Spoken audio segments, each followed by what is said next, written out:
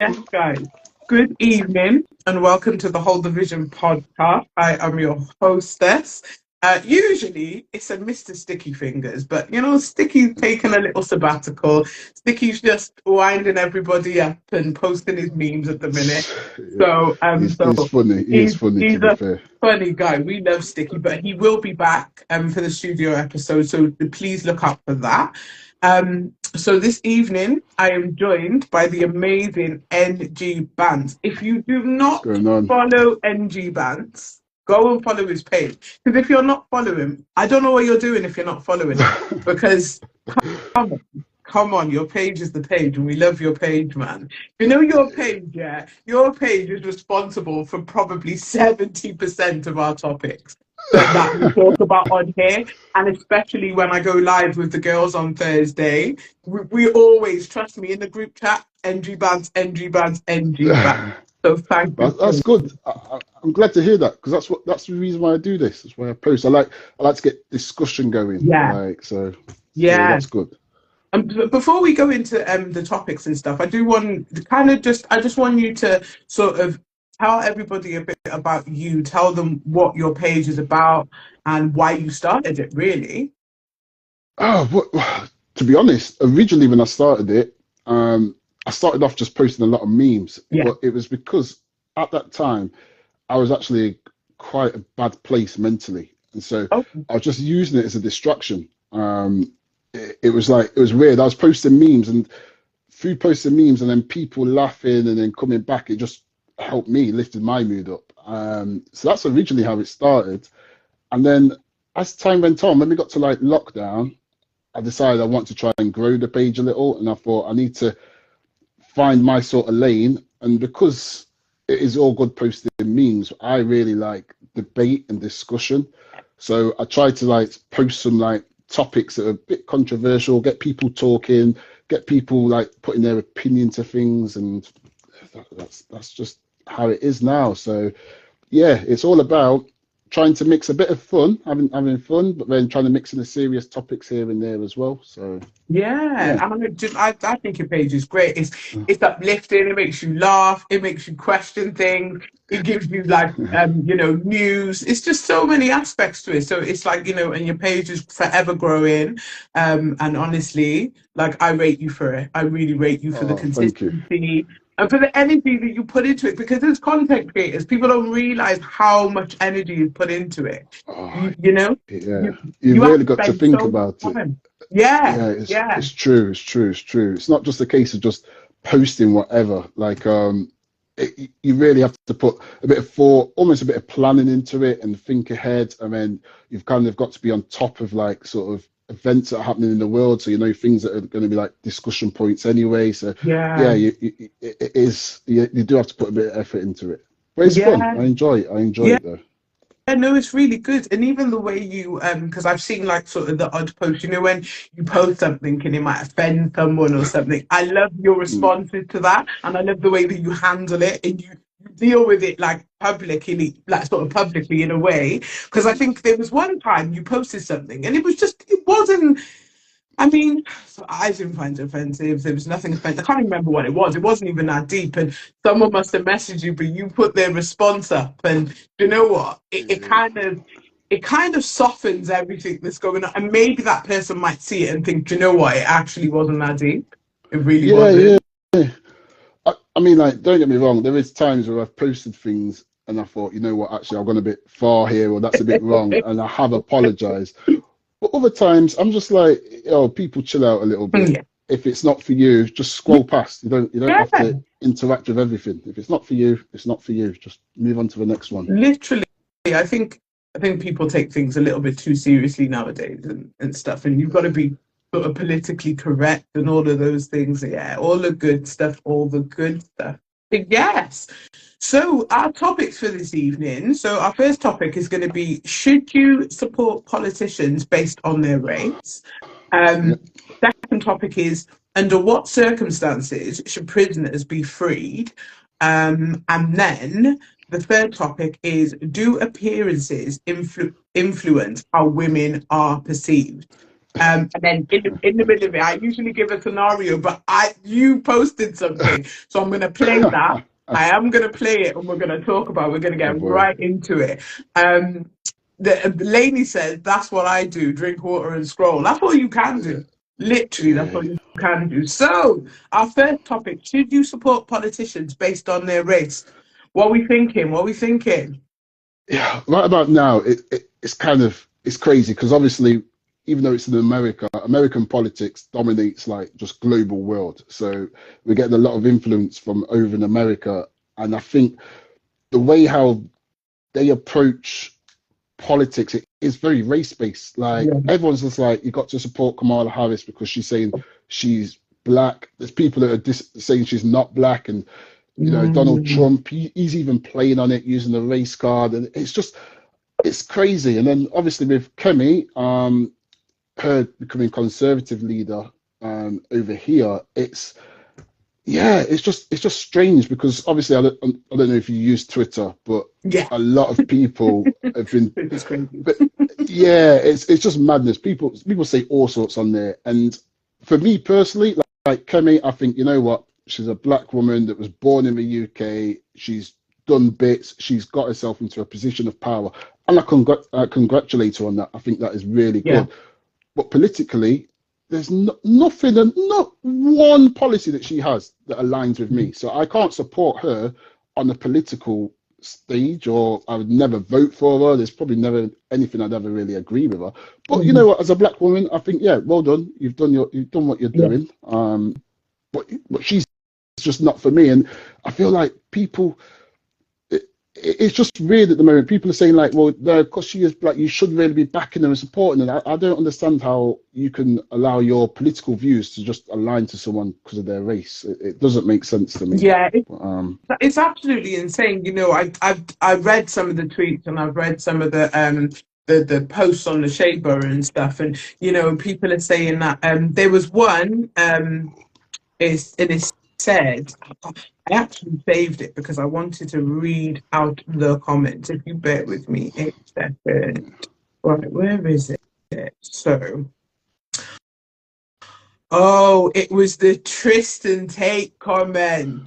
oh So, yeah, I saw that on Shea Borough. yeah. Mad. So he said, I don't care who this upsets. Nigerians shouldn't be the leaders of political parties in the UK. Nigerians should be the leaders of political parties in Nigeria. British people should lead Britain. I mean, first and foremost, he ain't really in a position to be speaking on anything, is he really? Nah, the Tate brothers, nah, not at all. But Yeah. well, I mean, Insane. like she was born in Wimbledon. She's born Yeah. in the UK. Yeah. Um, we've literally just had an Asian prime minister, so on Indian descent. You know, I understand. I think if it was, I could understand if, say, like she was born and raised in Nigeria and then moved over here like a few years ago, and then all of a sudden she was becoming a party leader. I'd Mhm. say, yeah, maybe that's probably not Yeah. right. But come on, man, like she's done well for herself. And obviously there's a lot of people that do support her or do agree with her because she's just got to be the party leader. So Exactly. So somebody's yeah, voting for it. Do you know what I mean? I mean, sometimes I understand. I was having a conversation with my friend about this earlier on, and she was saying, like, sometimes do you think that they just put black people at the forefront of certain things to get the votes, to get people on side, and stuff. But the thing is, I think anything political, I try not to kind of delve into anything too political, but you have to have some awareness. And I think when you look yes, into her views and the things that she stands for, there's nothing that she can do that's going to be great. I personally, that's my personal view. I don't think she's going to do anything great. But in the view of it, looking at from a one black woman to another, to see a black woman in that position of power, it's a great hmm thing. It's yeah, beautiful to see. It looks great on the surface. It's good to see our people doing well and elevating and stuff.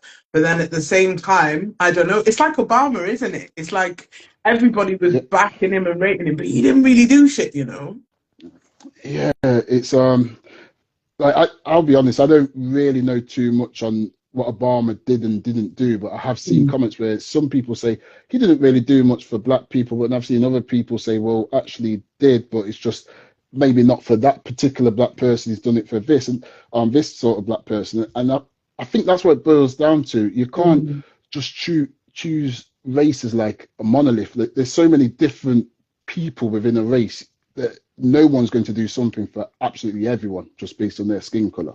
There's going to be some people which are supporting, some people are like, yep, that is for me. And there's others that are going to say, no, that's not for me. So you can't just expect someone just because she's black now that she's got to be like, well, I suppose what it is with in Britain, especially like majority of black people, because obviously we're a minority here, but economically we're at the bottom of the ladder. Like there's a lot of people that are not really wealthy. So Kemi, she's from a background of wealth and she's a conservative leader.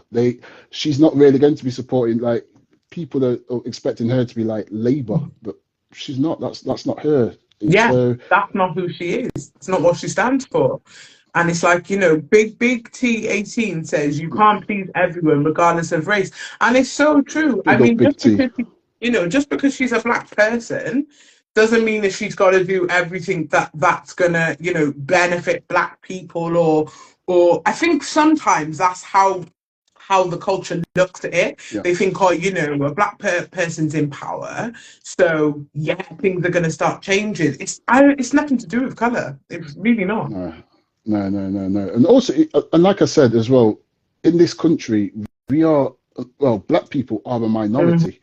And I mean, when you look at the black demographic, it's not like every single black person, for example, is West Indian. You've got black people from all over. So even with just saying black, you can't support everyone that's black because then within just under that umbrella of being black, there's so many different cultures, there's so many different struggles, and people are trying to do their own thing. So you just can't, like, I'm getting to a point where I actually don't even like the term black. I don't think it really describes it's not a term it doesn't describe a group of people because they are there's levels to it. It's just depth as well. It's mad. Yeah, 100%. And I suppose stereotypically when people say black, they think of like the stereotypical sort of guy from the road, bit street, you know, like they don't think he's going to be about educated. They don't think that he could be middle class or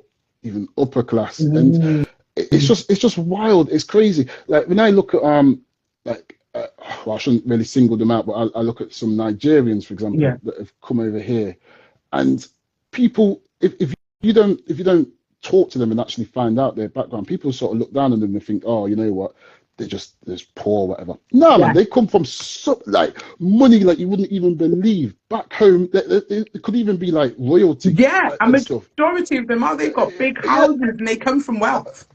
Exactly, and people expecting them to be like, because you've just seen these images on the Oxfam advert, you think that's what everyone is. You think they're just back home with flies on their faces. Yeah, and stuff. That's not the case. It's just, you know, it's just madness. It's crazy.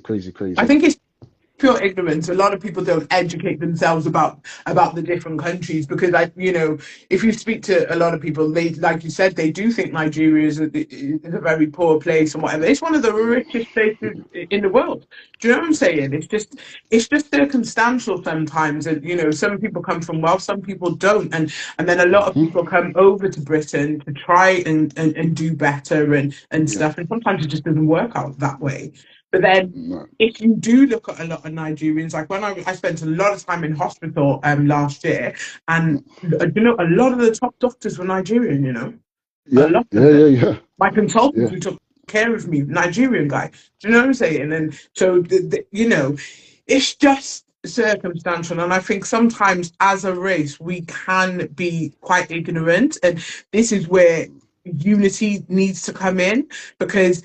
You know, people, like you said, they'll use to say black is just a ridiculous way of describing black people because you've got black people hating other black people. Which, so again, I find the unity within, you know, the black culture. It's not there. It's not there at all. It's crazy. No. I mean, that's why you can't be expecting someone that's coming as a political leader now Mm. to be trying to cover everyone. It's not going to happen. Like that party, what they're coming in for is they are supposed to be supporting the masses within Great Yeah. Britain, Yes. not just Black British people. Yeah. And so, you know, yeah, it's just weird. But when you look at the Conservatives, like their last cabinet, obviously, there's a lot of people of colour within their cabinet, and you know, I thought it was interesting with the coconut thing that happened. Yeah. When another Asian lady, she held up her placard, and then all of a sudden she was arrested on racism terms, and that went to court, and it's all mad. And you know, it's once again, it's because those people that were in the cabinet, they are not necessarily coming from the background that you're coming from. So what they are Exactly. doing, it's not for you, and that's okay. They Yeah. don't have to be for you. There's another party which is going to align more for you. So concentrate on them. You know what I'm Yeah. saying? Yeah, it is crazy. Have you seen the Dawn Butler? She's got herself into a bit of trouble. No, what is this? My brother was going on about it earlier on, but I wasn't really listening. What's going on? So basically, that Nels Abbey, he did a tweet where he was basically saying that Kemi is going to be like the face of white supremacy. And then Dawn Okay. Butler, she retweeted it. And obviously, in her sort of position as an MP, she can have her opinions, but there's certain things which you're not really supposed to, you know, Yeah, you're not supposed to retweeting come that. to That's probably, retweet that. That's a bit yeah, wild. Why would you do yeah. that? Well, obviously, it's what she agrees. It's what she agrees. But credit to us, she deleted it straight away. So she Okay. reposted it, deleted it, and then so now there's calls for Keir Starmer to remove her whip and you know to come down heavy on her and stuff. But Ooh. and this is what I mean. Like I like Dawn. Like when I see her speak, I think she a lot of the things she's the sort of person which I align more to Yeah. because she sort of represents more my sort of social economic class, you know. Okay. Yeah. So I do get why she would think that, yeah, Kemi, she is a little bit of, you know, maybe the face of white supremacy. I get where she's coming from, but I also understand that in her position, she can't say that. I can say that. I'm You could nobody. say it. She Yeah. can't. She can't. So yeah, that's been a bit interesting. Seeing how that's going to play out.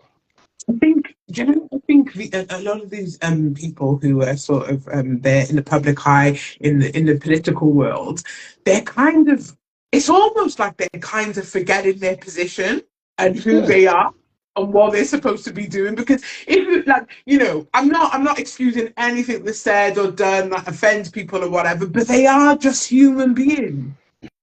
Yes, 100%. They Everyone's really human, and are. everyone's I think being in that political world, you kind of got to switch off that the fact that you're a human being. You got to become a robot, which is kind of unfair. It must be a little bit jarring to them, you know, yeah, not being able to say what they really want to say. Yeah, that must be crazy.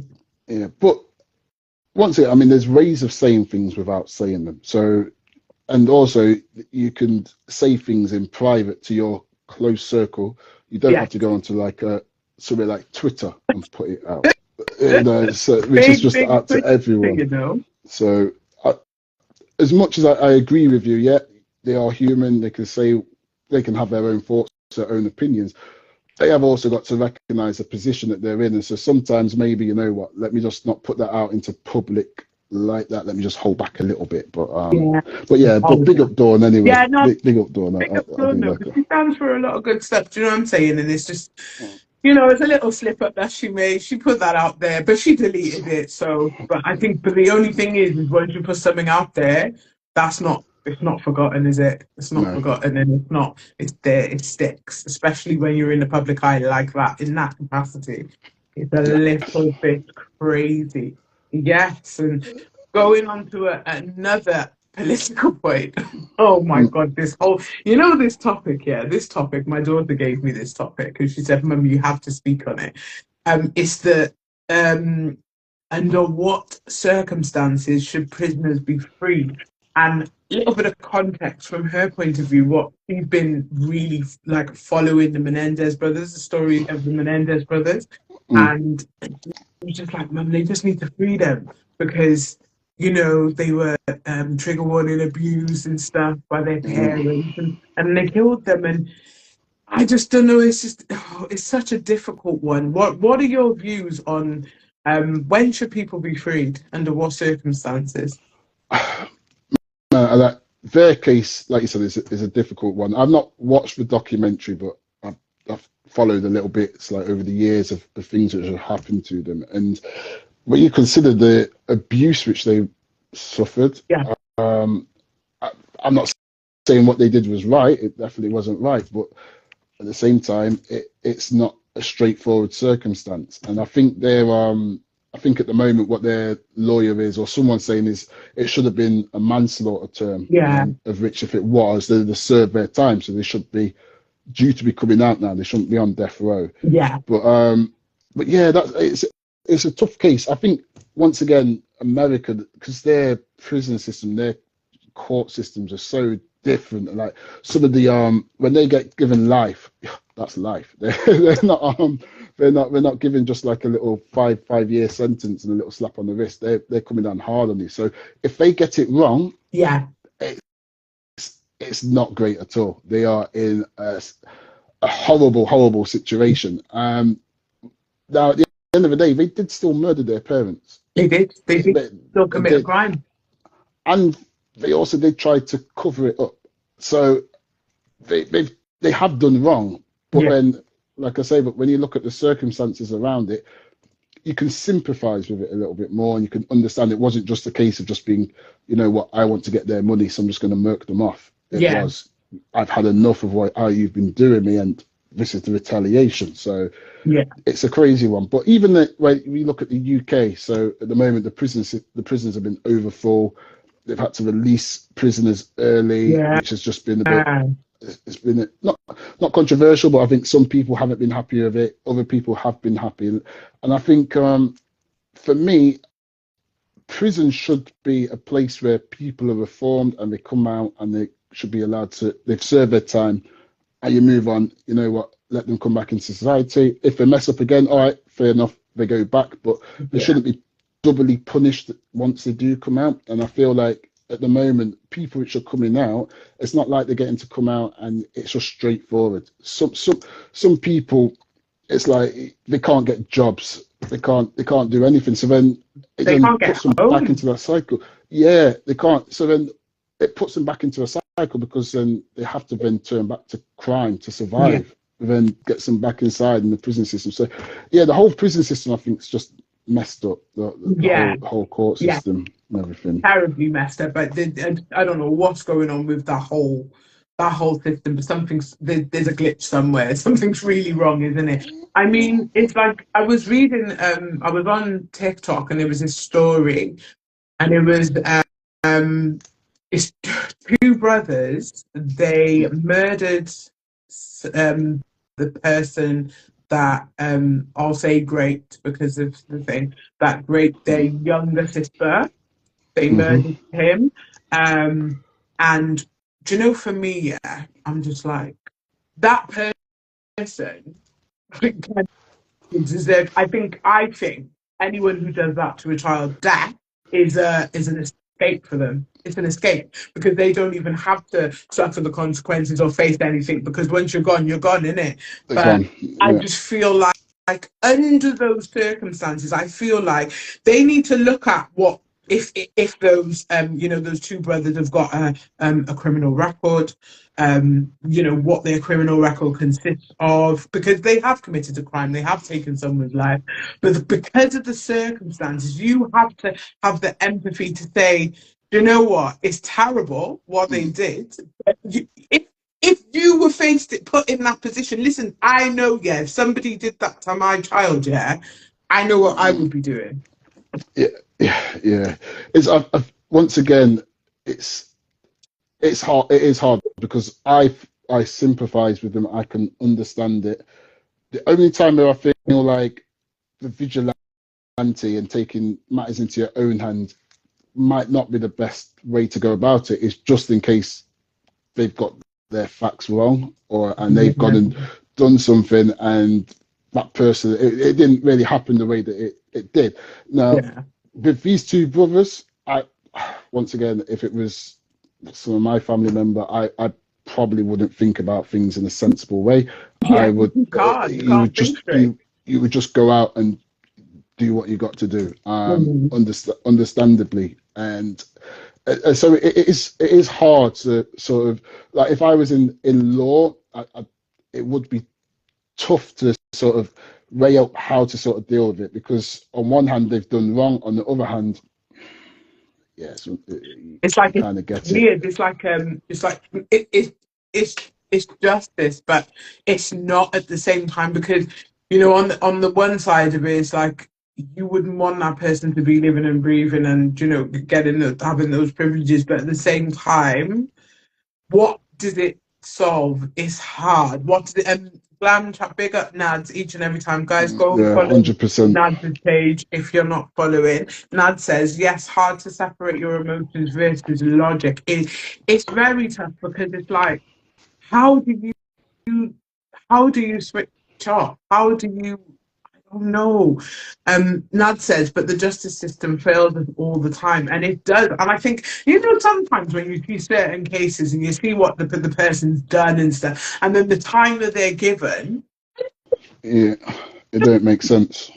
How does it make sense? How can you go and assault somebody in that kind of way, and only get what, like, I don't know, 5 years or something? Nah, man, you should be in there for the rest of your days. And then they let them out, and they house them, and because my mum, they protect them. My mum used to be a community wellbeing coach, and she used to deal with a lot of people who just come out of prison, and she had to deal with this one guy, and he was a registered sex offender and stuff, and she was just like, she went to see him and she said everything was there to protect him, and she was just thinking, I can't do this. I've got a grandchild, and I got these kids in my family, and I can't do this. And they housed him, and they gave him a new name and all sorts. It doesn't make sense.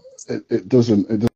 But then you could get like some guy that's selling a bit of weed, just trying to make ends meet. I'm not really causing trouble like that, but he's just doing his little bits on the side, and they'll come down hard on him. And I'm like, how does that make any sense? Okay, we've done wrong, it's against the law, okay, it's understandable, but how is it that maybe you could be a paedophile, or you could have, like you said, raped someone or done something like that, and that they will probably get a lesser sentence, and then when they come out, they're protected.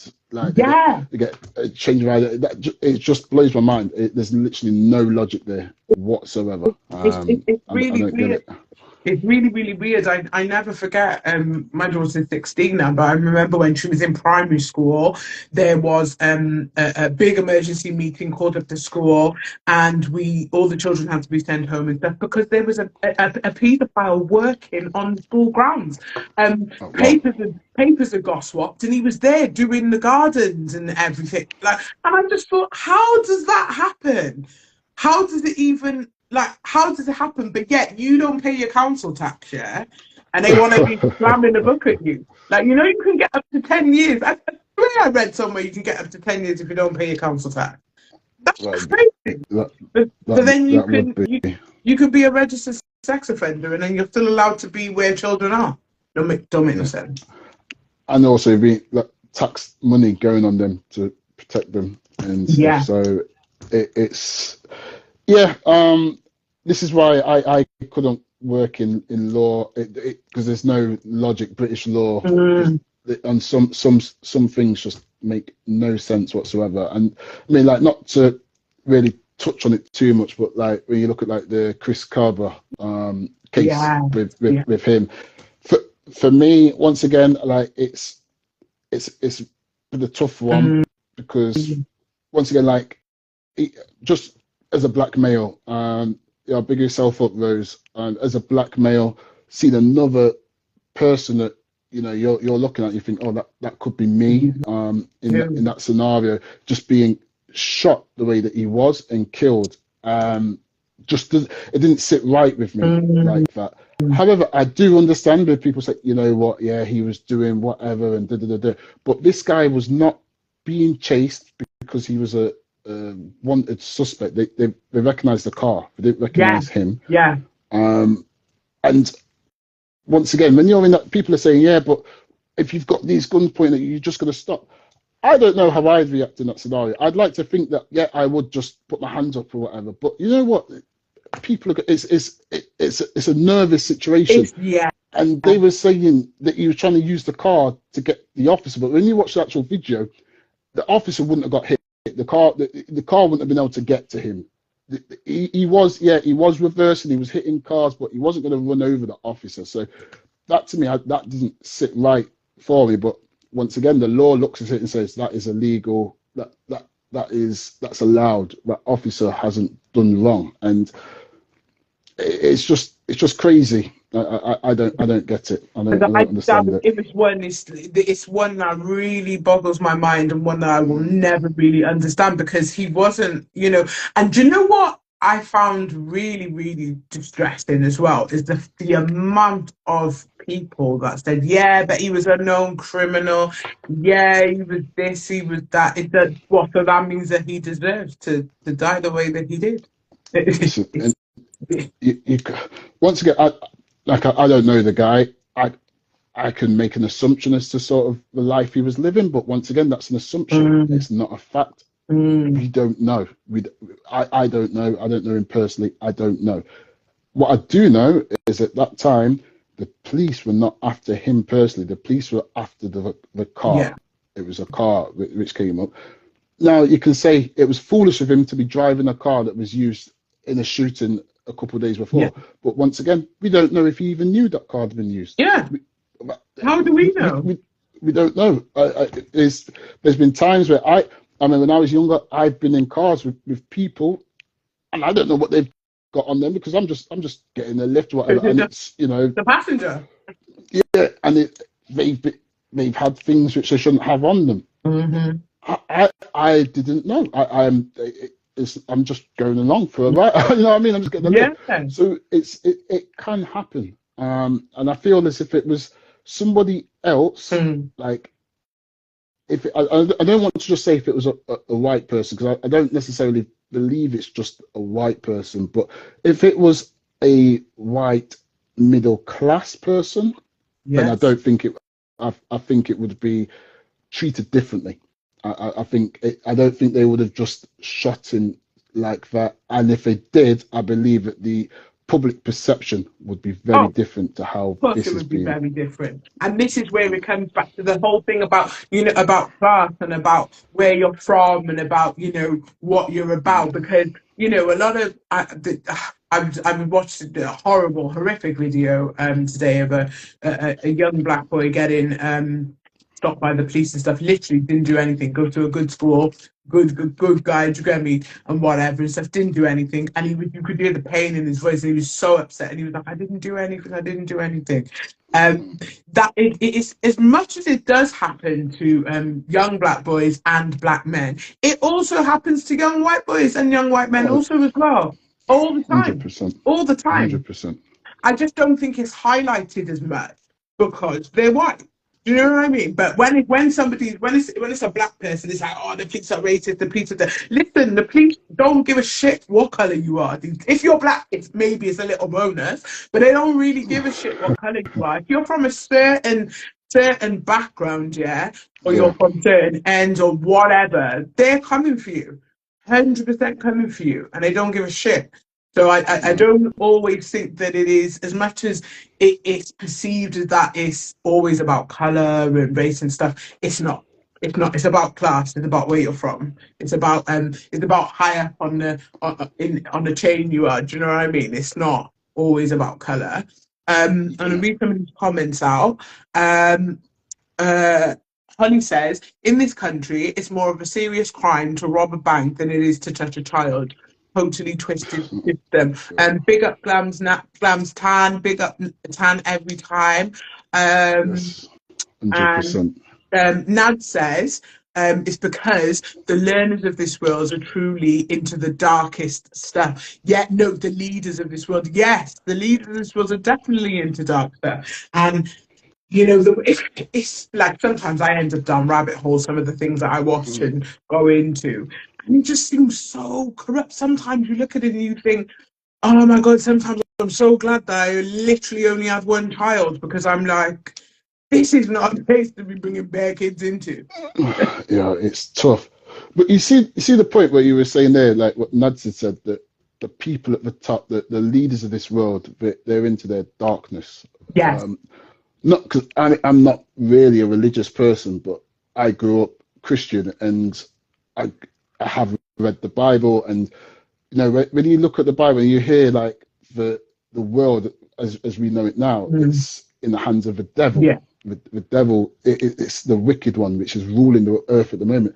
And when you look at things, it really makes sense, because those people at the top are doing such disgusting, evil things. That is the devil. That's the devil's The work. devil's big That at is, work. the devil working hard. And it's I was talking about this with my mum and nan the other day, and my brother. It was quite a deep conversation, but Okay.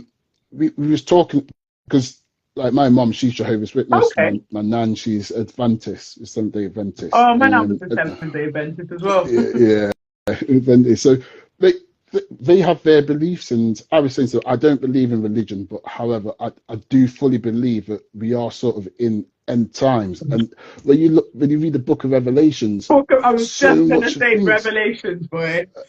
yeah, it seems to be coming true. It's like you can't, whether or not you believe in whatever your beliefs are, you can't ignore what is being said there. And when you look at the world and you see with your own eyes things that are happening, it's like, yeah, we are in some nasty times, but hopefully these times will be coming to an end soon. I do hope and pray, and I meditate on it, because I feel like the next generation coming up are going to be the ones to hopefully counteract some of the bullshit that's gone on. Because, like, going back to the Bible, whether you're religious or you're not, I would honestly recommend anybody go and read that book of Revelation, and also Leviticus as well, because Leviticus tells us about the food, what they're doing to the food, and how everything's matter. And then Revelations tells us everything that they say in Revelations is what's happening now, literally. And it's like, you can't make that shit up. This was prophesied, didn't it? By I'm not a religious person, but I try to respect all faiths and stuff, and I always kind of do my research on each. And yeah, man, they all say the same when it comes to this time, Yeah, and this times that we're in now. It's a bit crazy. Nad says race is a distraction to keep us focused on the wrong things. 100%. And then Born Ready says most things in Western society is there to distract us. Miss Matt, I don't know how to say that into my name, but I think it's Mag yeah, 79. I agree. Pedos and child trafficking is a big crime, but like you and others have said, the higher peeps get away from it because they are doing things that we would find sick to our stomachs. Nad says we are light, living on the lowest frequency, which is Earth. 100%. And Nads agrees with you. It's not about religion. It's truly the matrix out here. Religion just gives us framework of what's happening. And Born Ready said we don't need religion. We need to be closer to God. yeah. No, you know I what? I'm happy. fully agree with you. Fully Fully, agree. Because yeah, religion is something that is there. Religion causes war. Religion causes any animosity, yeah, that is created in the world. Religion is mm, 99.99% of the time is behind it, yeah. But getting closer to God and a higher entity, yeah, and just having that positivity, believing in love and light and those kind of things, I think those are the things that will elevate us. But if we go into religion, look how many arguments are caused, look how oh, many battles we face. listen, religion is like, and this is how the conversation was with my nan and my mum Mm. and my brother the other day, because I was saying to them, like, as much as I have my own beliefs and I pray and I still read the Bible and stuff, I just can't get down with any religion, any sort of faith. I feel like the religion aspect of it, that's man-made, and as we know, man is 100%. imperfect, man's flawed, and religion just seems to be very much about control. And some of the things that I see which is being done in the name of religion, I feel like that is not the sort of thing that someone that believes in a God Yeah. would actually want to do. That seems more like you're following man than following God. And a lot of times as well, in my opinion, you'll see people which are preaching one thing which is not coming from the Bible. Yeah. It's coming from their own perception or their interpretation of what the Bible is saying, and that I feel is very, very dangerous, a very dangerous place to go. So I agree, you should do your own research, you should get your own relationship with God. You don't necessarily, well, in my opinion, you don't necessarily need to be like in a religion. You just need to have your own relationship I with know God. 100%. I totally agree with you because, like, because my nan passed away. She was a Seventh-day Adventist, and just in her memory, and just for out of respect, every now and again, like once a year, we may go to her church and just to show respect and whatever. And they're like, "Oh, you must come to church on a Saturday," and da, da, da, da, da, da, da, da. And I'm just like, God don't love me no less because I don't come to church on a Saturday. I talk to God every morning. I talk to God every afternoon. I talk to God every evening. I'm good. I can worship in my house if I want to. Do you get me? Just because I'm not in a place of that deemed a place of God. What, my home's not a place of God? What, my energy's not a Yeah, place? Nah, I'm not doing that. And that's where me and my grandmother used to have conversations, and me and her used to argue back and forth, back yeah, and forth.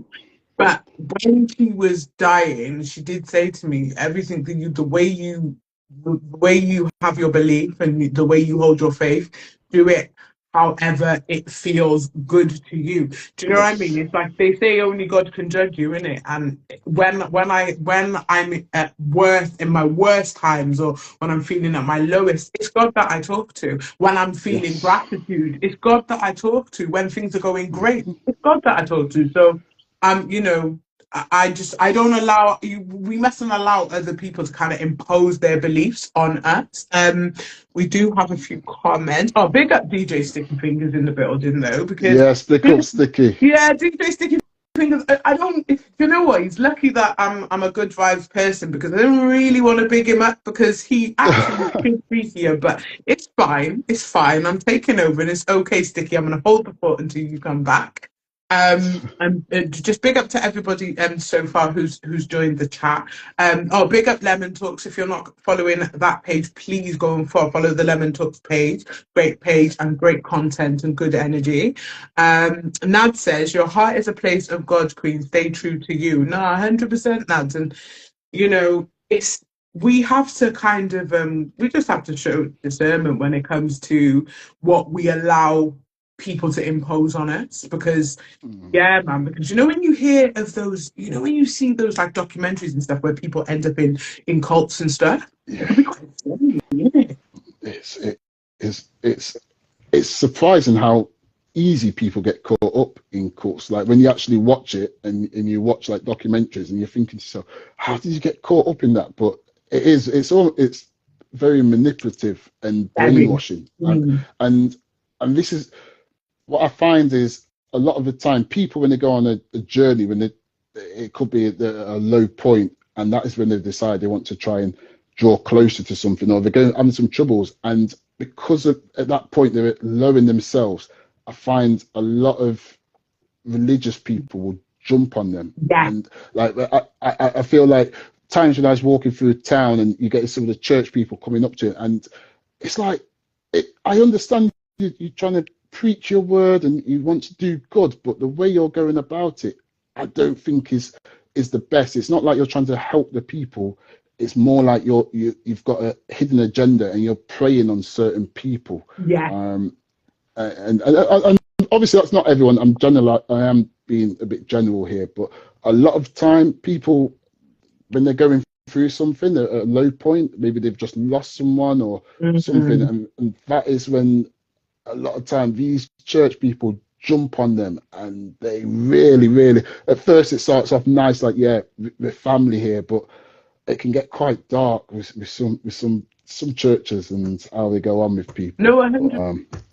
but yeah, They can become like energy vampires, man. Because you know what? I never forget. I was in Paddington Station, and I was going to get my train to come back to Cardiff, and I was feeling really low that day. Yeah, and this man and this woman came up to me, and they were preaching, and they were doing all sorts. And do you know, for a little second, yeah, I was kind of taken in because I thought, do you know what? Maybe this is God. Maybe this is the universe just giving me a sign. And they were going on and on and on, and then they just started waffling. You know, when they go off top, and I was like, nah, I had to catch myself again and said no, because when you're vulnerable, yeah, yeah, vulnerability it's a superpower, but it can also be a little bit of a curse as well, because it can leave you open to just madness.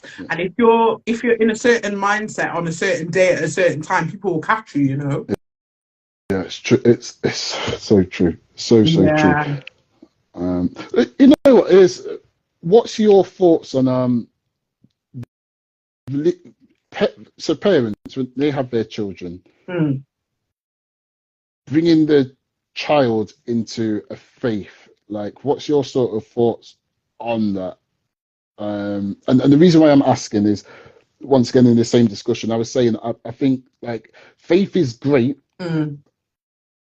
but I don't believe that you should force children to be of a certain religion. Introduce like Bible teachings or whatever to them, but like I said, I grew up Jehovah's Witness, Yeah. and at the time I've heard that it has changed a little bit, but I remember before it used to be all about trying to get the kids to be baptized, and you know, kids they want them to be preaching and talking on things that they don't even understand. They're just repeating words, but it doesn't even, they don't necessarily know that. And then like some of the punishments that you would get because what you're doing as just being a child, you know, Yeah. you're just learning the world, and they say no, that's wrong. And I understand you want to get your kids on the right path, but at the same time I feel like it can be quite bad and quite dark, and that's part of the reason why I was turned away from religion, was because of how it was so much pressure on me as a Yeah. child. And you know, children they've just entered the world, they're still trying to learn about the world around them. Yeah. And yeah, but what do you think So, about it? so I'm going to read a comment up from Lemon Talks before I give you my sort of opinion on that. So Lemon Talk says, I'm a churchgoer, and you have to remember not everyone that goes to church is the church. Now listen, and Naz agrees. And 100. that's kind of what I was going to say. So my nan was a very, very heavy Seventh Day. She wasn't always a Seventh Day Adventist, but she got into the church when she split up with my granddad. She was at her lowest, yeah, and they came in and it snapped her up, you know, and then she started preaching and whatnot and stuff. So with me, I was, you know when you were younger and you go stay at your grandmother's house for the weekend, and you'd have to go and do Yeah, whatever they did, and what they like, want. so I would go there on a Friday after school. I remember after a certain time we wasn't allowed to watch any TV.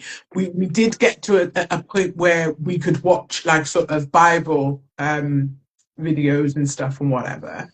And then Saturday morning we'd have to go to church, and it's an all day thing. It was an all day thing. And even after church, it was the potluck lunch and all that. And then Sunday, we would have to worship in the morning and and whatever and stuff. And then I found myself, when I got to like about 12, I was being baptized, yeah. And I didn't know what it meant. I didn't know why I was getting baptized. It was to do up numbers. I definitely know, looking back on it now, it was definitely to do up numbers. And I got baptized in front of the church, in front of my family. You know, my cousins there laughing and everything because I had on a swimming cap and whatnot. But when I look back at it now, it really made me resent religion. I resented it. And I resented, my grandmother was my bestest friend, but I kind of resented her in a way, because I was like, well, why did you allow me to get baptized? And I didn't understand what it was, or I didn't know what was going on. And it kind of, my mum, on the other hand, my mum always had that battle with my grandmother, because it was like, she was like, oh, well, I'm going to go against everything that you're telling me because you're trying to preach to me. And my mum was very much of a free spirit. So I decided when I had my daughter, I wasn't going to impose any of my beliefs on her. I wasn't gonna try and say this is this and that is that. Don't get me wrong. I'll teach her that you know what's right and what's wrong from what I know, but Mm. sometimes I tell her even I can be wrong. So if you need to go and look it up, or you need to go and do your research and have your own sort of understanding of things, do that. And I've left that door open. Do you get me? I do believe there's a God. I do believe there's a higher entity, and there's something that protects us and something that listens to us and is watching over us. But I will not force my beliefs on my Mm. child. I don't feel that anyone should force their beliefs on a child, because what you believe, yeah, might not work for them. It might not, It's, and it's control. It's definitely control. Yo, these that are going off in the yeah, comments. Yo, I've seen let me read it going. the comments. Let me read some of these out. So DJ Sticky Fingers says, I almost believe you have to have your children follow your religious beliefs. For example, if you're Rasta, you might not eat pork. Your child is going to do the same as who is going to buy the bacon. Mm. I can't But take Sticky seriously. I get what he's saying, though. no, but I agree with it. I do it Yeah, like you can't if you're going to church on Sunday, you're gonna have to take your kids with you to church.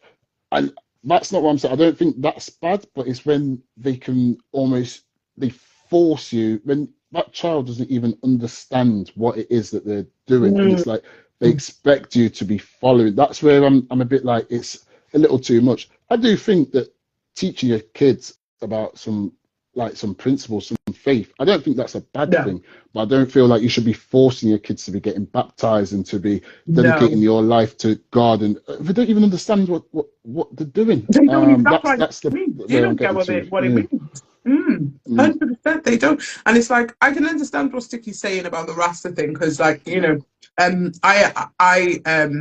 I stopped eating meat for like nearly 14 years. It's only now, just because of dietary requirements and stuff, I've started slowly introducing white meat again. okay. But I just like, and my daughter, just because I did that, she wasn't a vegetarian. She still ate meat. I still bought meat and cooked it for her. I've never eaten pork in my life, because that's just something that I You don't I do. just never liked it. I never liked it as a child, and I just decided as an adult I was never going to eat it. So she's never eaten it. So now she kind of says, "Yeah, I don't eat pork." Do you know what I'm saying? But they are gonna sort of follow you. They're gonna follow. Children live what they learn, innit? So they're gonna Mm, always have attributes of you, but you've just got to leave room for them to be able to be free and to make their own choices. yes. Peely says, if there is one way to make a person leave a religion, it's by forcing them into religion from a young age. Teach them and allow them to make a conscious decision when they are ready. Yeah. 100%. I fully agree. Yeah. That is a basically what I'm trying to say. She's just articulated it a bit better. But that is bang on. No, but yeah, no, I know what you're saying. Vicky says, also, I think it just depends on how extreme your parents are when it comes to religion too. Yes, I know extreme is subjective. Yeah, no, it is subjective, but at the same time, you know, because you can have some like I don't know if anyone's seen this. It's this film is on Netflix, and it's basically where so the boy in the film is gay, yeah, and Mm. their family are extremely religious, and they send him to this place where it reverts your gayness. And honestly, if you, I can't remember it, but I'm gonna find it and I'm gonna send it to everyone, and you need to watch it, because you know when I say they use religion as a way to sort of judge this boy's sexuality. Oh my days, it is dark. It Yeah. was so dark. I was so shocked. But then watching it, I thought there probably are places that it's got to be based on something. There probably are places that are like that. Do you know what I'm saying? Nad says what the problem is the history of the church and how many crimes committed in the name of God and the church, the British Empire, the Roman Catholics, and so on. So much trauma for generations. Oh my day. And that's another big thing. That's another big thing. That I think. What are your thoughts on like all of that? Because I think you know when they use religion comes trust, isn't it? Because if you think, oh, if it's God, it's got to be right, and these people are abusing that and saying, well, God wants me to do this to you. Like, what are your thoughts Yeah. on all that?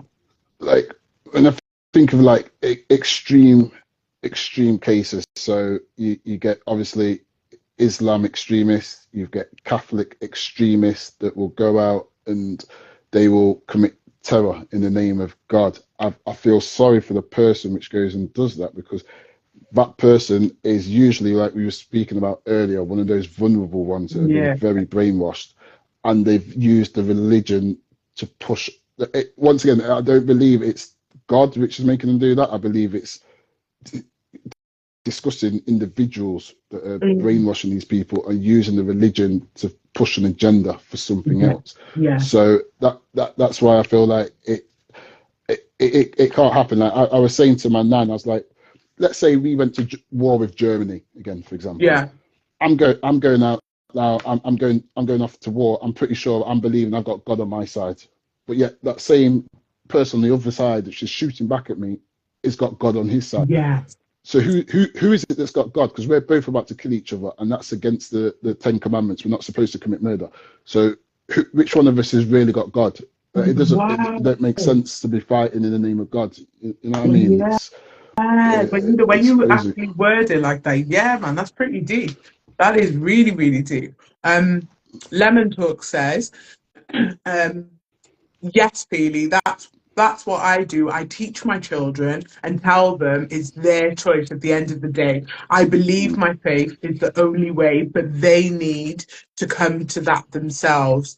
And then Alex Horton says, is the Bible our history book? Oh, wow. That's actually that's a deep question. Like, obviously, like I said, I've grown up with the Bible. I know people, the Quran, some people only look at the Torah, other people only look at the New Testament.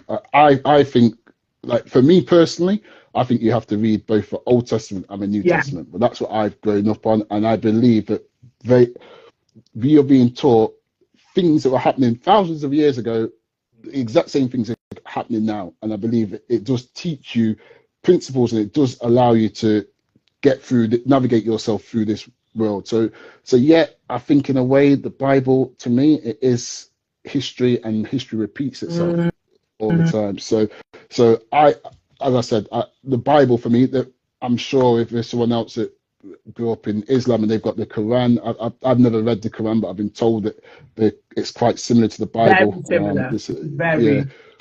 So I'm sure to them it is a history for them, will be repeating itself. And so yeah, I think the Bible is a history book. I mean, definitely. I think anything that was written before us is history. You get me? Yesterday, they say yesterday is history, so we can learn something from everything. You know. Nad says, I agree with Bantz though, there has to be a level of choice. And Alex says, not eating pork comes from the Bible. I never ate pork because of my Jamaican parents.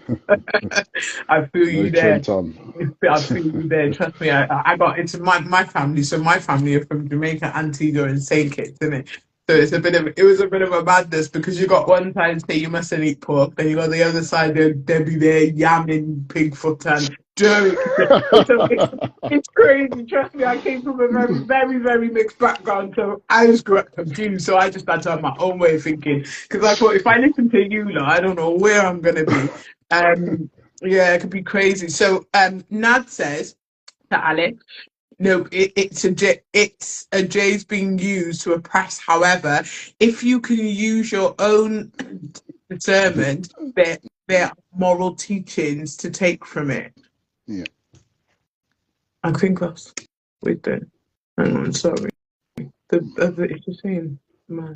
Right, and then Alex says teaching our kids history is important. The Bible isn't a religious text. Okay.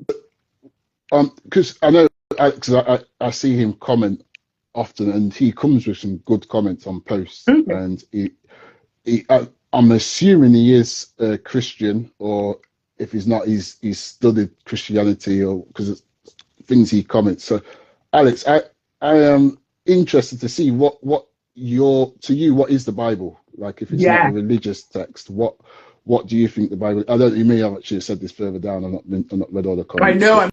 trying to literally, these guys are going into that in the comments. I feel like Sticky's doing it on purpose though to do my head in. But Sticky said, he said,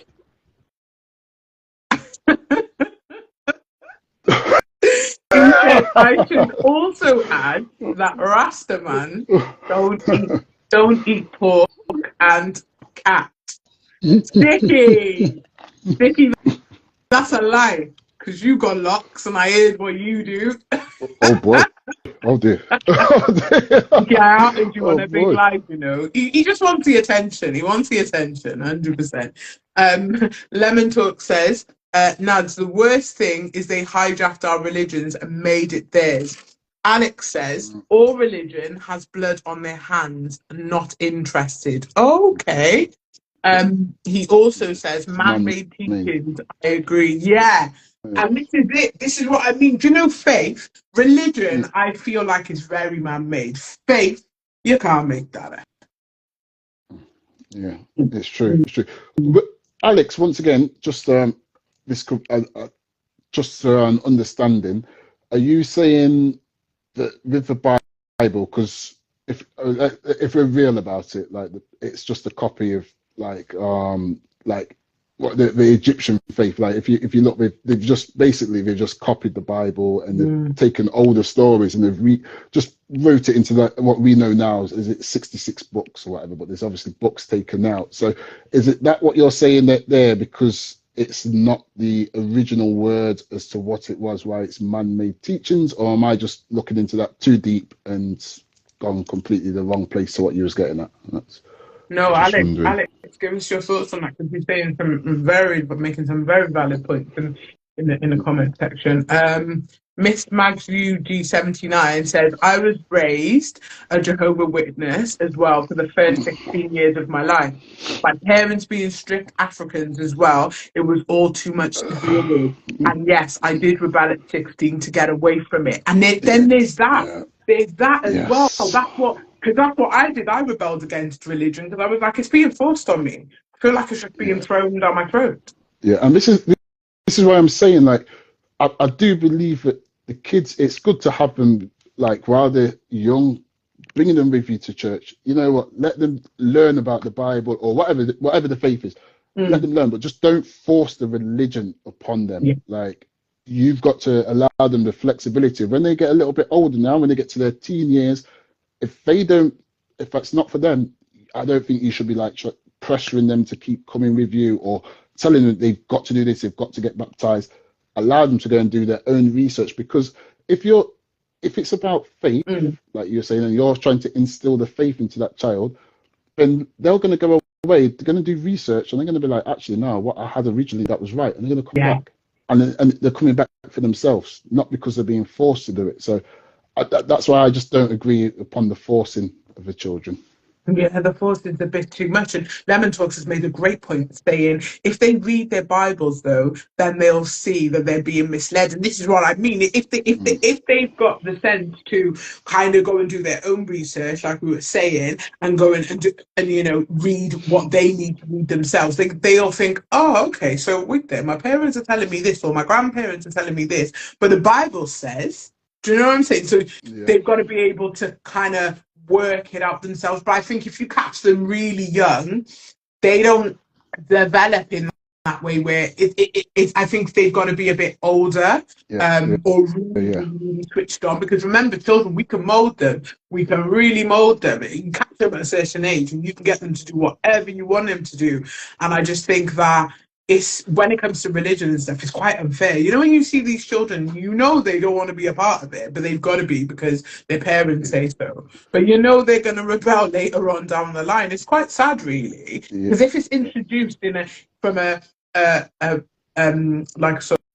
loving perspective, and it's like it's your choice kind of perspective, then I think they'll probably be more inclined to kind of maybe go that way. But if you're forcing them, they're going to do the opposite. And they're going to say, nah, as soon as they can rebel, they're just going to rebel.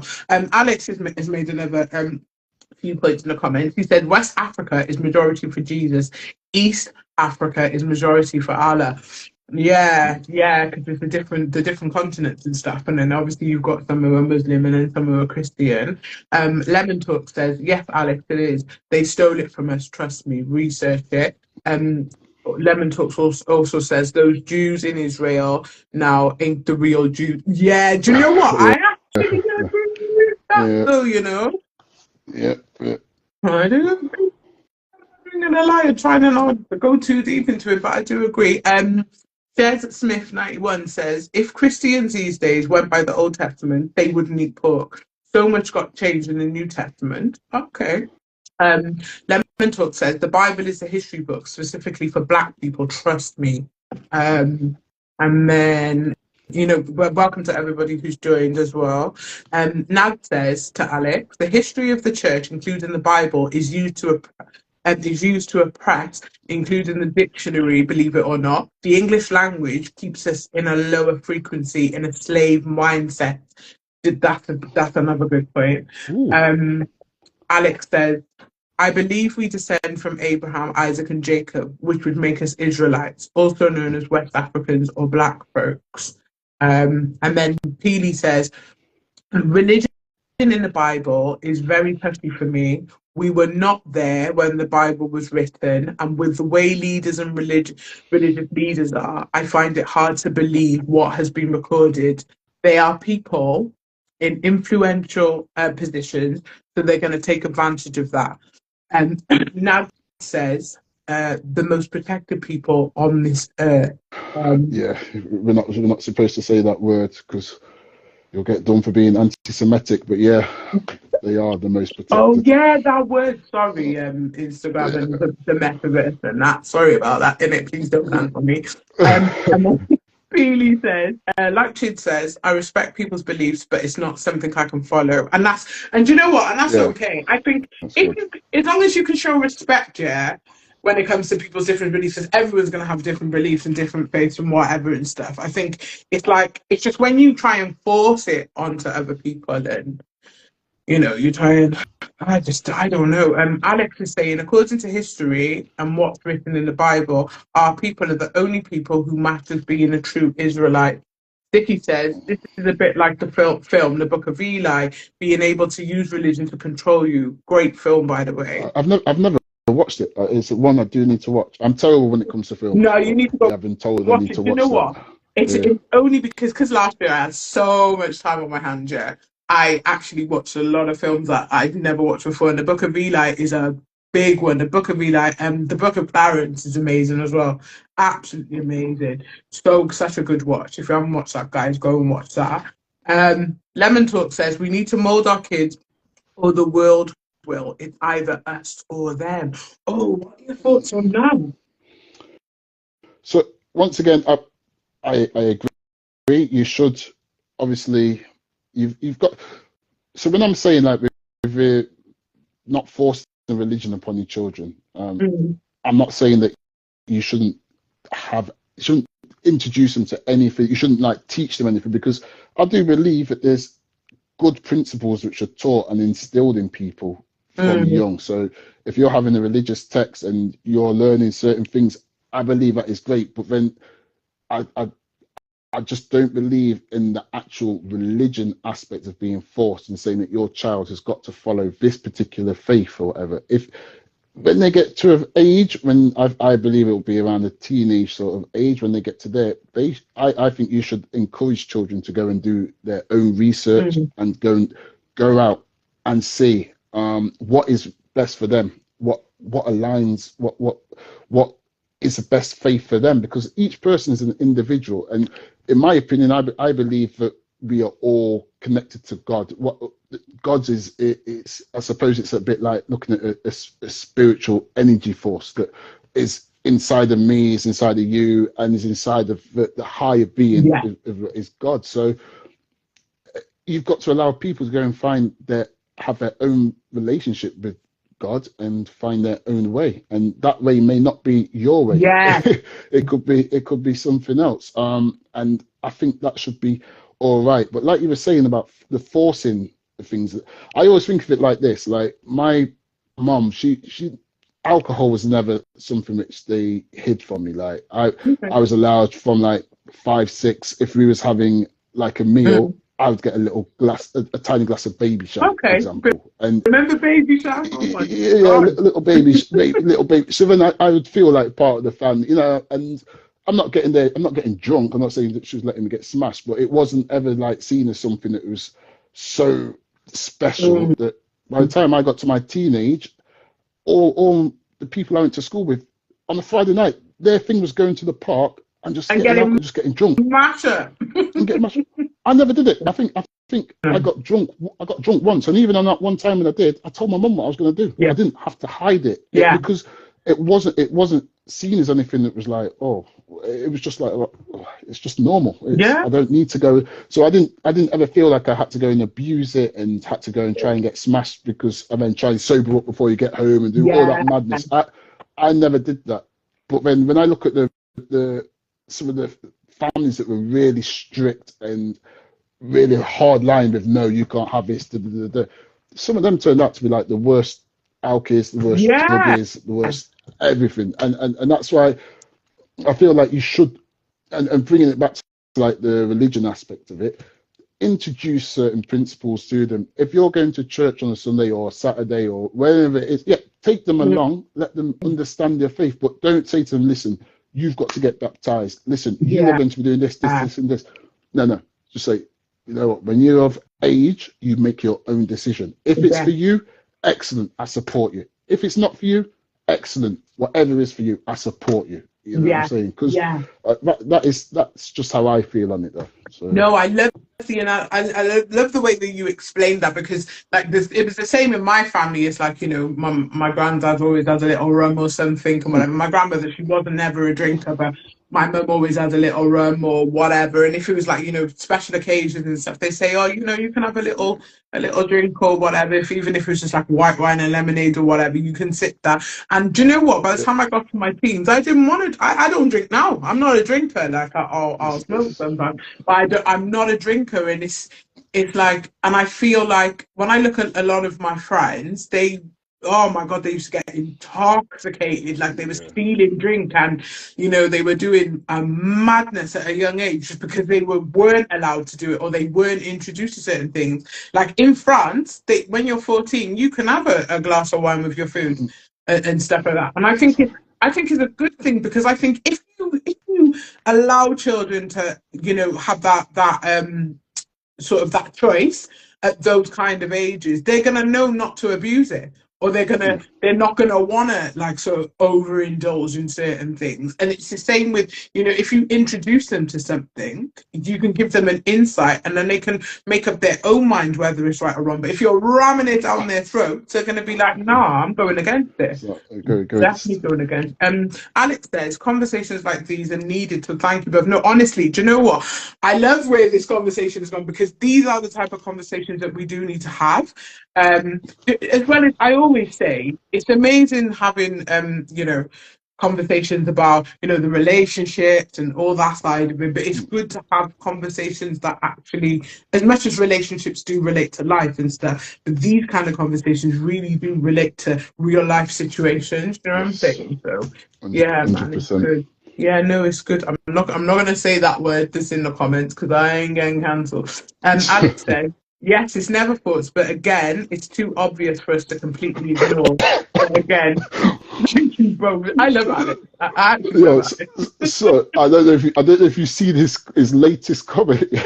Well, do you know what? but Let me scroll. Wait, Sticky's saying about baby shaman tonic wine. Let me go to Alex's latest comment. Wait there, let's scroll.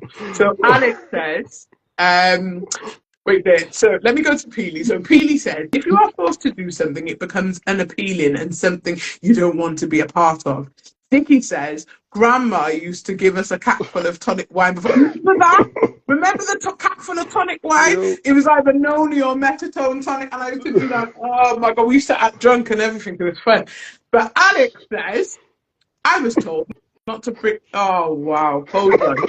Guys, this is Alex's comment, yeah?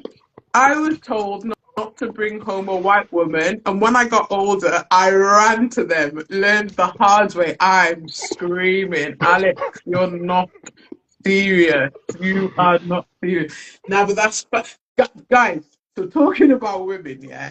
Oh my God, that was a nice little slide into the final topic. The You final know, topic. it was a nice little slide. So our final topic, yeah, was do appearances influence how women are perceived?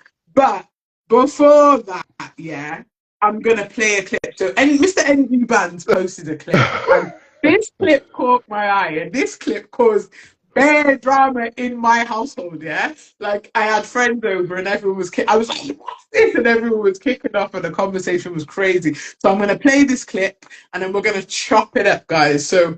Hold on, bear with me. Let me turn my sound up. Turn my sound up. I'm gonna play the clip. Bear with. Right, hold on. Black men are taking a lot more seriously. A black queen. How old are you? Black men are taking things a lot more seriously with a black queen, opposed to a snow bunny. Now, this is because she finds the snow bunny exciting, especially for an evening. One evening. He's very like laid back and easygoing. A lot of these guys, they want a family and children with the black queens. They see the snow bunnies as like winter fun. They're lonely. When summer comes around, they're after all the black chicks again. This is how it works. And I feel, in my opinion, and there's nothing wrong with it, they're way more faithful to the black queens than the snow bunnies. And there's so many snow bunnies who are single parents or have children and then find out that their black boyfriend actually has another girlfriend and another child somewhere. It happens all the time. I think if you don't want this, go for a white guy. Be nice. We don't have to go there.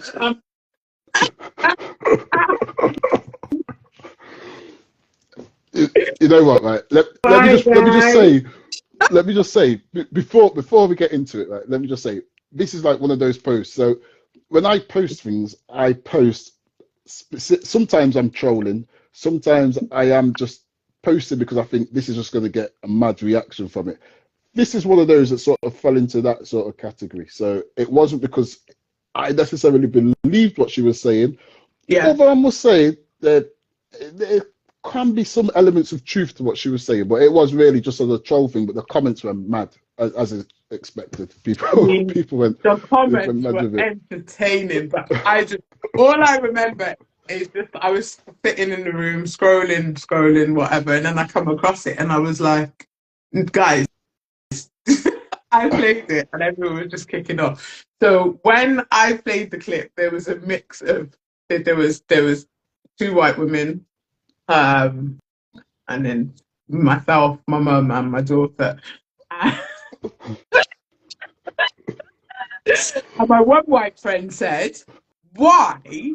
Like she's begging it. She's literally begging it from black women, yeah, because who the fuck, yeah, said that black men are faithful to black women. Black men ain't faithful to no type of woman, never mind a black woman, but what is she on about?"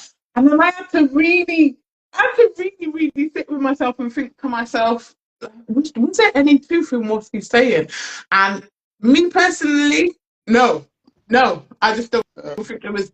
There might be. Don't get me wrong. You've got a certain type of black man who's going to be all pro-black and they might want to, indulge every now and again into a different race. But I just think, nah, babes. There's single black women out there, out there as well. Where I say there's elements of truth to it is because if we put ourselves into her shoes, and I'm assuming, once again, I don't know, I'm just assuming here, but I'm assuming she's talking from experience, where she has had probably someone who she thought was her man, and then she found out actually, nah, she was just the side piece. She was the coleslaw. It happens, and it's not just black men; it's all men. It doesn't. If you take the race element out of what she was saying, and then you listen to it. there is truth in what she was saying. Yeah. However, you can't just say that for everyone. And as a black woman, like you were saying, I'm sure black women, they have their own experiences once again with black men, which don't match what she was saying. So it's just, yeah. If you take the race out of it, you get what you can get what she's sort of getting at. But yeah, she's just. I just feel like she's just saying things because she does OnlyFans and she's found a way to sort of get people triggered a little bit, but then that's going to bring them to a page and it's marketing in a way. So potentially, I mean, yeah. There was some comments, yeah. I saw some comments and said there was one, and they said basically, is she trying to get all the black queens on side by saying what she's saying? But do you know what? I just think we have to. Why she brought race into it? There was obviously a hidden agenda in it, but taking race out of the matter, I think it can apply to men are men and women are women, and cheat to cheat. Sticky saying that she made it sound like women don't cheat, and women do cheat. They do. They say black men don't cheat. They black men don't cheat, but women cheat. They 100% do. Well, you see what Alex was saying earlier. Oh, I can tell you about surviving white women. I can tell you that, but I can also tell you about surviving black women. So it's just, it's yeah. It ain't for the weak. Surviving any woman ain't for the weak. But when you've got an experience of both races, yeah, then, and you know what? So one of my bestest friends in the world, Lamar, yeah, he's one of them. He was like, I need to try. He's like, I need to settle down, yeah, but I need to try every woman from every background because variety is the spice of life, yeah. So I remember at one point he went out with this Chinese woman and he said to me, "Hey, listen, that shit is not for the weak." He said, that shit is crazy. He said, I thought I was having a breakdown. That was hard. It was tough. And then he went up with an Asian woman and he said, nah, do you know what? I thought black women were difficult to deal with. He said, nah, try an Asian woman. They're crazy. And then he went out with, I think she was like, I want to say like Yugoslavian or something. And he said she was crazy. So I said to him, so in summary, what you're saying is, he said, all women are nuts, but just in different ways, coming from different backgrounds. Lemon Talk says a person is either faithful or they're not, straight up and down. Nad says she's race baiting us. But that's what I thought. That's the vibe I got from it. Yeah, she knows what she's doing. She knows it's gonna, because I got her off TikTok. Okay. I found the page on TikTok, and all her posts are like that. But it's not just, she doesn't just talk on black men.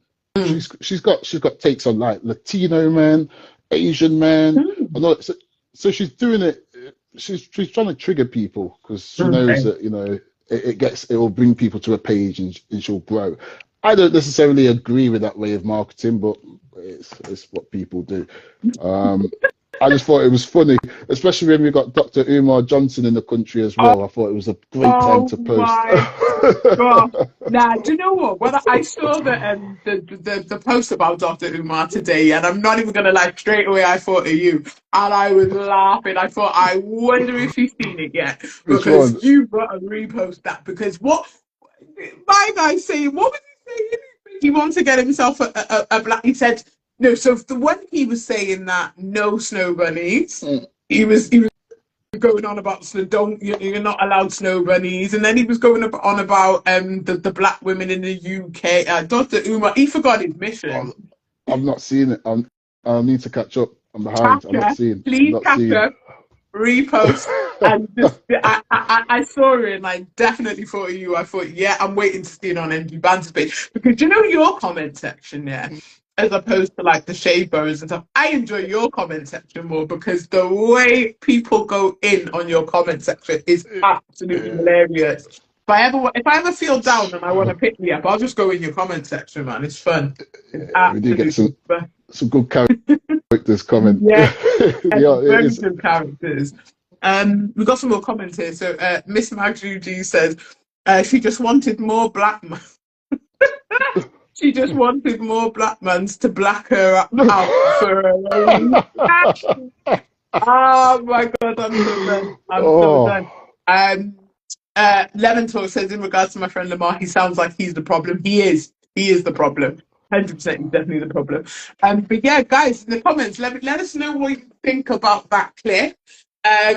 Is it true? Do black men do, do they want? Is it what was that saying that they used to say? White girls for play, black girls for stay. Is that true?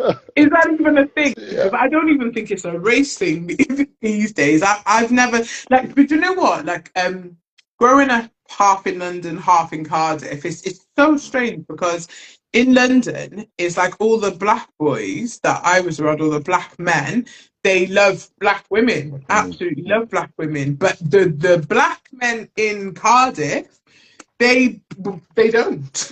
They don't really. You know, they don't.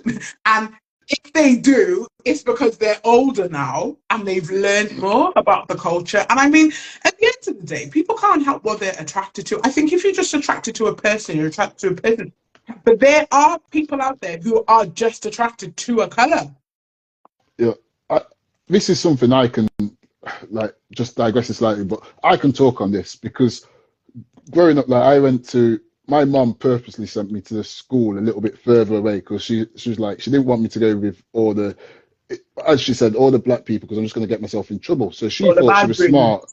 Yeah, she thought she was smart sending me to this other school, which was just the worst thing that could have happened because like going up through school, like that period between like say 11 to 16, I had looking back, it was a proper identity crisis because I was at a school where I was the only in my year. There was me, another black boy, then there was a black girl, a mixed race girl, two mixed race girls actually, and an Asian girl. That was it. Is that it? Everyone else was Everyone else was white. Everyone else was white. And then what happened is like, I was never a bad boy. I wasn't like road. I wasn't anything like that. But their lot's perception of what I should be is that I should be a bad boy. So then I started taking on this persona like I was a bad boy. I used to think, oh yeah, that's what I'm supposed to be. I played basketball. I was sporty. When I went to school, like in year 7, my English language at the time was of GCSE level. My maths also was up there. I left school with one A to C GCSE. That was A star in English language. I didn't school. Yeah, school was just like a write-off from there. And it wasn't until when I left school, I then went to college. I went to a basketball academy, and I was just back with all black people.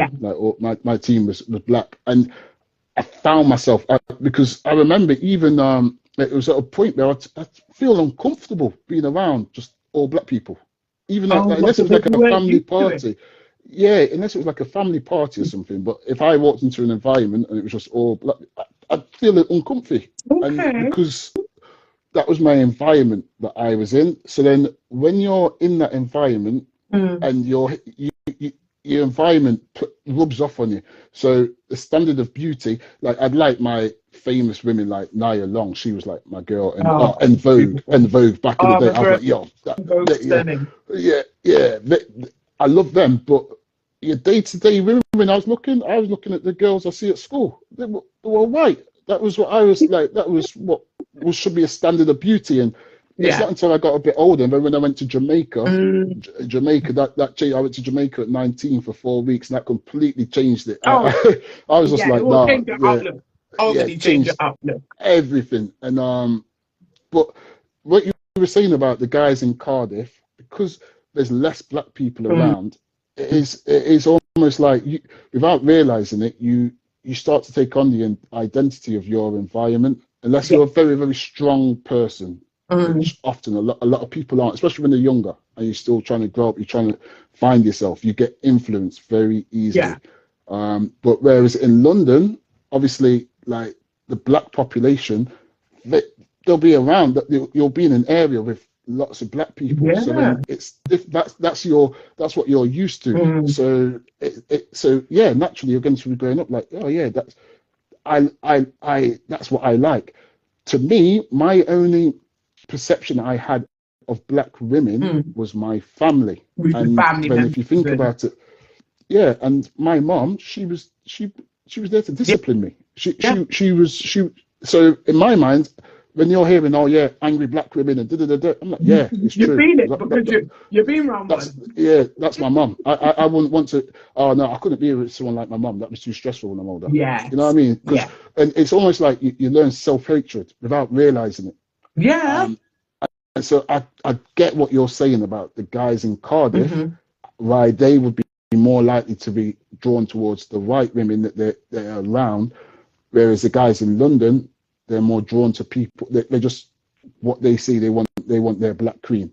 They're happy to have Yeah. something else as well, but they're more likely to go with a black woman. So And it's yeah, I think so it's really interesting. I found it really interesting because a lot of the men that I'm around, because I do these events and the podcasting and stuff. I'm in London quite often and stuff, and I go and see friends and family.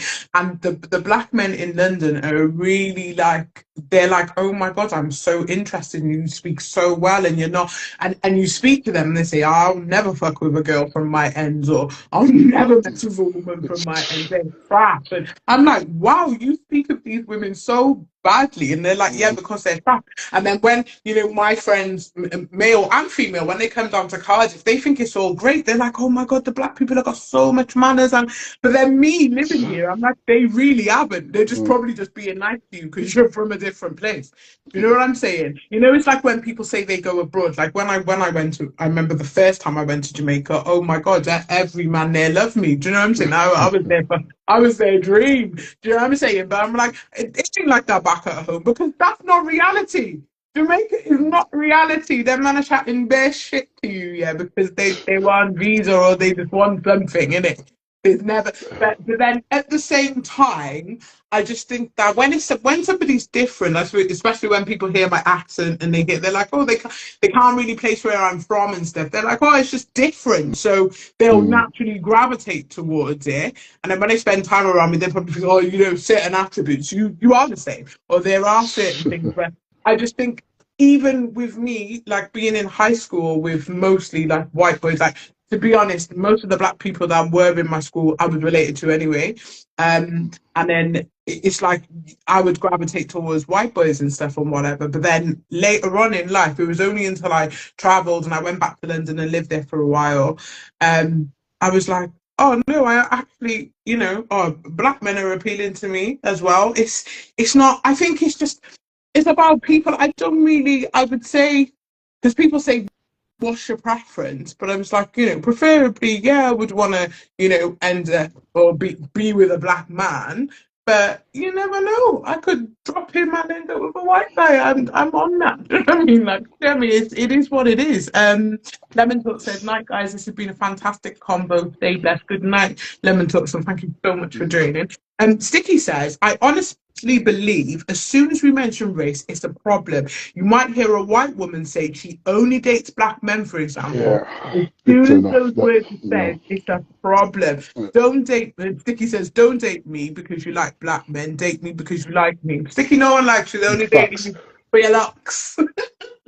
Big facts, Sticky. No, big It's, facts. it's, So, it's true what you're saying because that's like when the what's it called the fetishization yes. and you do get it like oh man, and this is the other thing like I was saying when I was younger and I had a bit of an identity crisis. So I remember like when I was starting to get around girls and stuff, and they were like, oh yeah, just I love myself a black man. Uh, I, do when you I know was, that?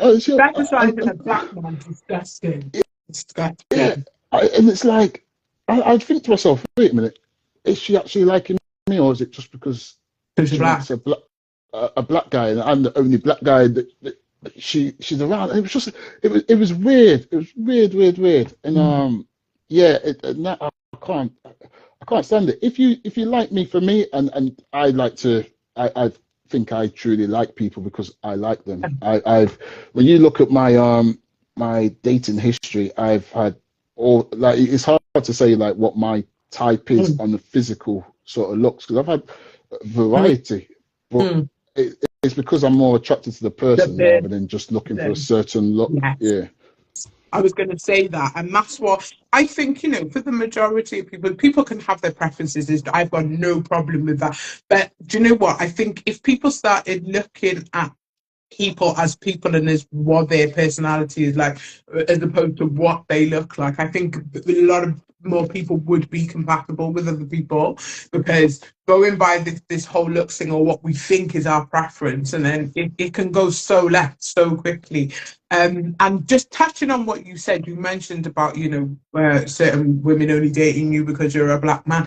And I've got a brother, and my brother, honest to God, I'm not just saying that he's my brother, because I would fully say if he was ugly, yeah, but he's absolutely beautiful. He's so handsome, and he's got such a lovely face. And I used to do hair in it, and a lot of my clients used to be, your brother, yeah, and I love a bit of him and all. And I, you know what? To a point, there was this one client, and she kept saying and kept saying it and kept saying, and I said to her, do you know what? I don't like the way you're sexualizing my brother. I really don't like it, because it's disgusting. How would you like it if I kept going on about your brother and saying, oh yeah, I love a bit of your brother, and like, it's not nice. And I think it happens to black men a lot. And I've sat down with my brother and his friends, and he's got like such a mix of friends. He's got white friends, Asian friends, black friends, whatever. And I've sat and spoken to them.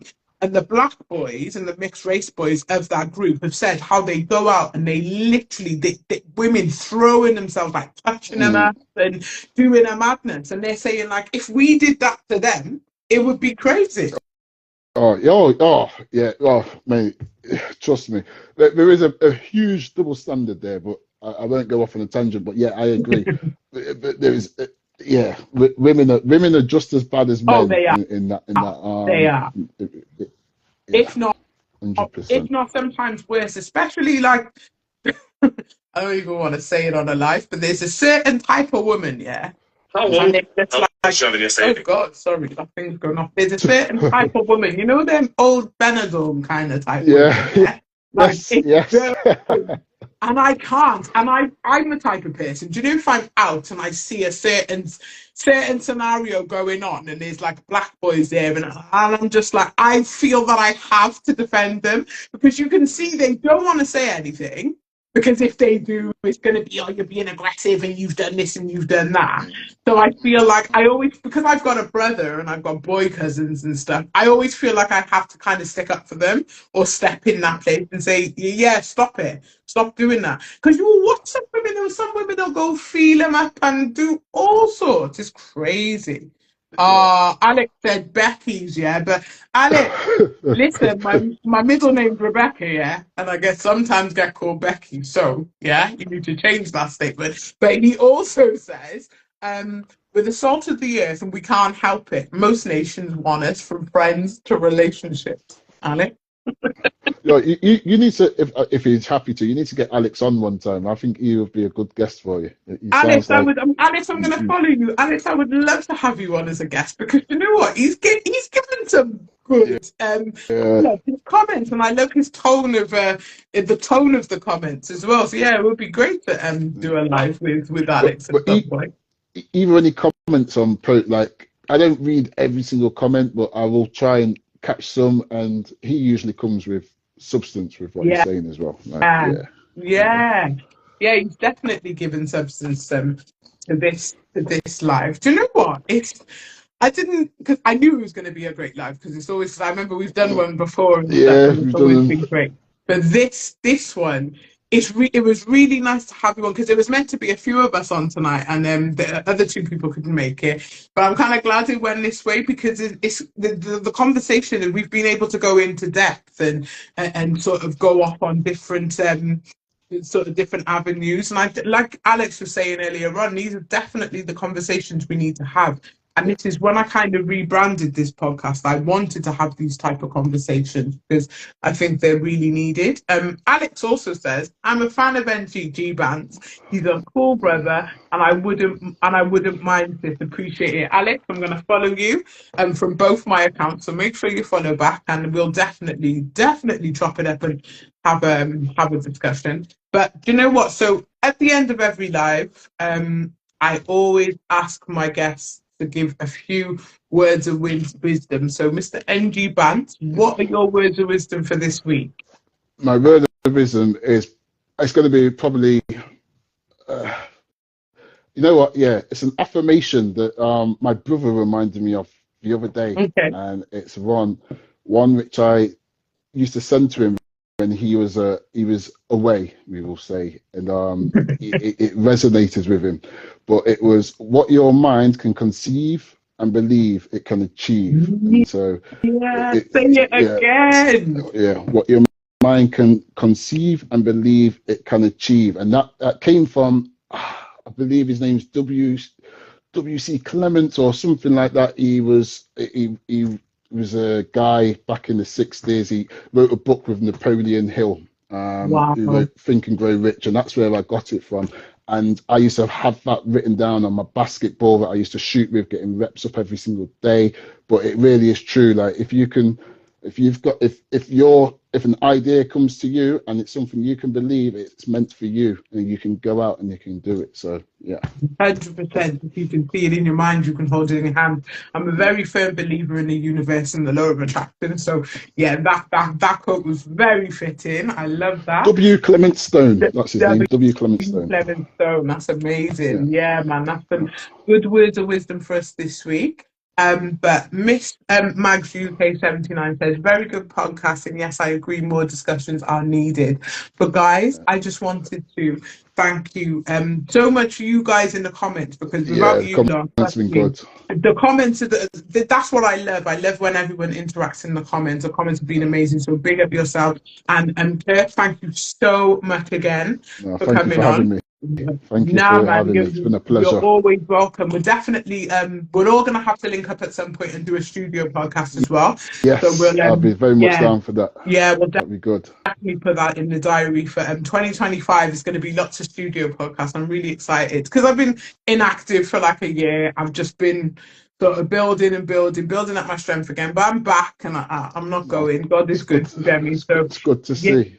Yeah, man. We gotta keep going and keep pushing. So, but thank you so much to everyone who's viewed tonight, and thank you again, Kirk. And guys, go and follow NGBantz if you're not following. You can follow me on TikTok. You can follow him on Instagram. And where else? Have you got any other platforms that you use? I've got Twitter, but once again, I don't use. I don't really tweet much. It's more a case of I just go on there to read other people's things. I've got myself a Snapchat now because I was told I need to have a Snapchat. I'm serious about things. Oh, I just went and got one. I don't like it. I'll be honest. I don't. Once again, I'll post a couple of videos on them. I don't use it like how I should. So I'm trying to get up there. I'm trying to get with the times. But Instagram's the main one. Yeah, man. What's DJ Sticky Fingers is saying, I swear NGBantz has a Cornhub hat. You know this guy, yeah? Somebody needs to no, let me not put those words out there because I don't want his account to get banned. But somebody needs Sticky. Wait till I see you anyway. Wait till I see you, Sticks. But yes, guys. He's a great guy. He's a great guy. If you're not following DJ Sticky Finger, go and follow him. You know what I think's interesting? He said earlier that I'm the biggest troll, but nah, he's the biggest troll. Trust me. Biggest troll I know. 100%. You know Sticky's trolling, yeah? Sticky's trolling was the reason why this podcast started. Because he was just chatting a madness in the comment section. In the comment section. So, you know, he's good for something. Because when he's here, he's great. Do you know what I'm saying? So, yeah, it'll be great when we all link up and actually do a pod in a studio to get me live and direct. But yeah. For real. Until then, blessings. This online life is real, guys. Keep going, keep pushing, keep shining, and I'll be back next week with I think I'm going live Wednesday. Somebody messaged me today saying, when can we come live with you? And I just thought, you know what, that's so nice. I actually like that. But yeah, guys. But Kirk, take care, keep doing what you're doing. You as well. And have a great evening. Soon. And you take care. Bye, guys. Take care. See you. Bye.